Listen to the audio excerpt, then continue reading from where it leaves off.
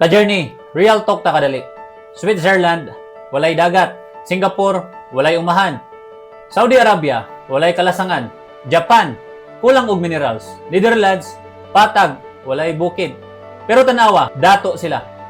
Ang Pilipinas, kompleto, naay dagat, naay bukid, naay minerals, naay yuta, naay talento. Pero nganong daghan gihapon naglisod? Kay dili gyud natural resources ang pinaka-problema, kundi mindset o sistema. Daghan nato gipadako nga ang goal sa eskwela, study hard para mo graduate, para makatrabaho o mo survive. Walay nagtudlo unsaon pag-manage sa kwarta, walay nagtudlo unsaon pag-invest, walay nagtudlo unsaon pagpatubo sa atong kita. Mao na karon, pag naay sweldo, gasto dayon. Pag naay kulang, utang dayon. Pag naay offer, patulan dayon. Short-term relief, long-term stress. Journey, ang problema, dili kay tapulan ang Pinoy.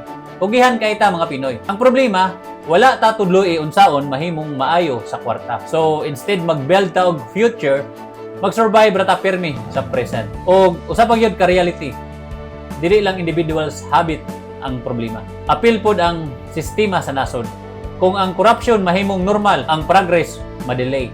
Kung ang pondo dili maabot sa sakto nga lugar, ang oportunidad mawala sa ordinaryong tao. Maong usahay, bisan maningkamot ka, murag hinay gyapon ang uswag. Pero paminawa niya, dili ni excuse para mohunong. Reminder ni nga magdubli kugi kay dili nato kontrolado ang gobyerno. Pero kontrolado nato ang atong kaugalingon. So samtang naglaom ta nga maayo ang sistema, maningkamot ta nga mahimong maayo ang disiplina. Ayaw ibutang tanan paglaom sa gobyerno. Ibutang sa skills, sa habits, ug sa Ginoo. Because nations improve slowly, but a person can improve today. Tanawa ni nga example. Kung kabalo ka mo budget at 18, lahi imong life at 30. Kung kabalo ka mo invest at 20, lahi imong stress at 40. Kung kabalo ka mo disiplina karon, lahi imong pamilya pohon. We don't need perfect conditions to start. We need correct decisions to start. So ang pangutana, unsa mas importante? Diploma lang? Or kahibalo unsaon pagpadaghan sa kwarta?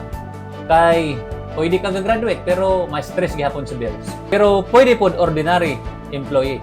Pero kalmado kay naay financial freedom. Journey, dili nato mabag-o dayon ang nasod.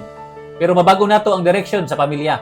And sometimes ang pinaka-patriotic nimo nga buhat dili ran sa Facebook, kundi mahimong financially responsible parent sa future. Kung nakarelate ka ni, react kung nakakita ka ni nga reality. Comment pa dayon kung sugod na kag-usab sa imong mindset.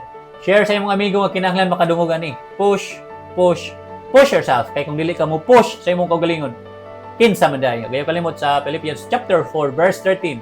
I can do all things through Christ who gives me strength. See you, ka-journey.